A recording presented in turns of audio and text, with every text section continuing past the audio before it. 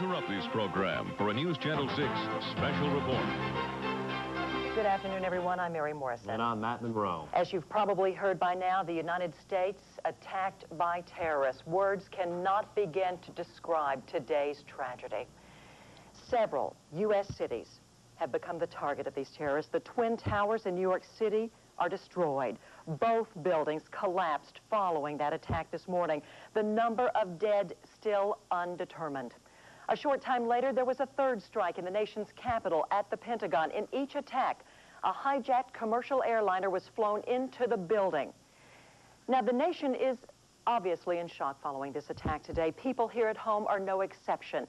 We talked with some of them on the streets today. To be worried about right now, and I mean, I feel for all those people. I'm just worried that maybe there's some stuck in there that can't get out, or, I mean, it's scary. I guess I believe, like all Americans, that this wasn't going to happen in America, that we were powerful enough that we knew what was going on in the world, that we wouldn't let something like this happen. And I guess now we see that it can. I mean, the biggest thing in my lifetime, I'm 20 years old, the biggest thing that happened in my lifetime was Oklahoma City, and that came from within, that came from within our own country, but something like this, it could be from, you know, the U.S., but it seems like something that would more likely come from the outside. And I heard on the radio that President Bush issued a strong saying that he was going to find who did this, and they were going to be punished, and I just hope he goes through with it. Tragedy, very, very, very tragedy. You look at lives, you look at people, you look at families, you look at history. All of this is just a tragedy that such good things are happening. I just can't believe it, that they would do that. It's really bad. You are listening to local reaction to this devastating attack on U.S. soil today. Precautions are being taken at the Savannah River site at this hour. Officials say SRS has activated its Emergency Operations Center with Wackenhut security. News Channel 6's Dana Lynn McIntyre is at SRS at the noon hour. She joins us live now. Dana? Mary, we are right out in front of the operations building at SRS, and the building just behind it, the main building, is the EOC. We've spoken with Rick Ford from the Department of Energy and Rob Davis with Wackenhut. Ford tells us that as a precaution, all nuclear processing activities have been suspended here at SRS. He says they do have internal emergency communications that puts them in direct contact with other similar facilities like at Oak Ridge. Nuclear processing has been suspended here at SRS, and other facilities are also taking precautions. Rob Davis of Wackenhut talked to us about the security measures.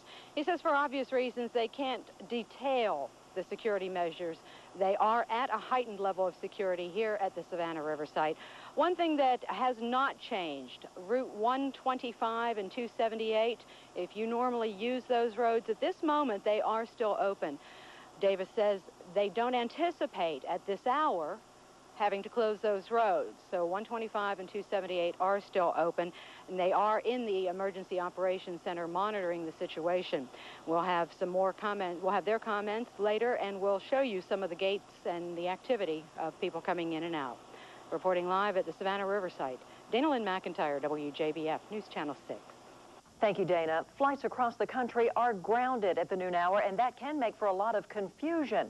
News Channel 6's Chip Creamer is live at Augusta Regional Airport. He joins us now. Chip? Mary, Augusta Regional Airport is no exception. An indefinite grounding is in effect here at Bush Field, and that will could go on for the next several days. Catherine Soleil, the marketing director here at the airport, we spoke with her just a little while ago. They're telling folks, contact your travel agent, contact your airlines, but the main thing to remember, the phone lines at this hour are jammed. It could take several hours, possibly several days to get these lines open.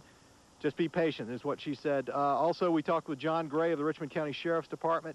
Sheriff's Office, rather. He was out here with bomb dogs. They swept the entire airport. They said it's clean. There's no sign of any type of trouble like that out here. Right now, everything is clear. Reporting live from Bush Field, I'm Chip Creamer for WJBF News Channel 6.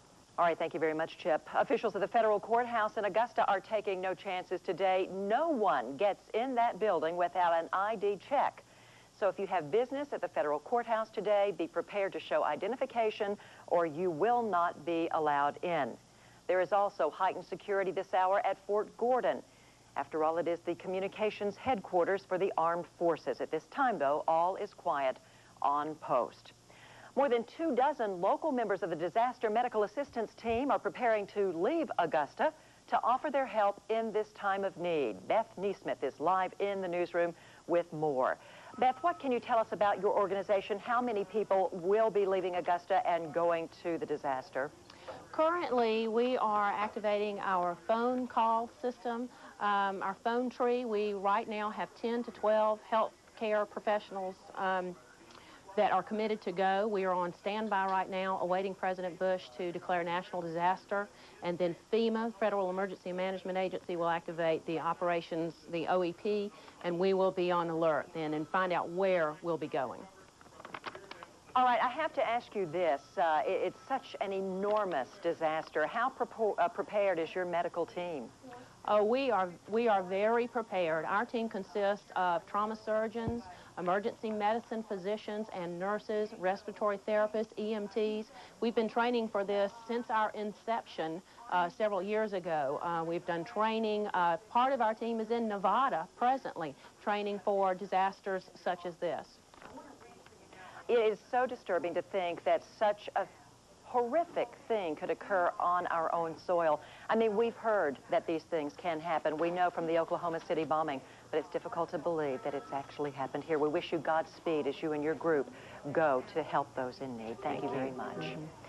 Several local churches are going to hold prayer services this afternoon and evening. We want to fill you in on that. In less than an hour, First Baptist Church of North Augusta will hold a prayer service for the country and the victims of today's attack. It begins at 1 o'clock in the Church Worship Center on Georgia Avenue. Again, that church service gets underway at 1 o'clock this afternoon at the First Baptist Church in North Augusta.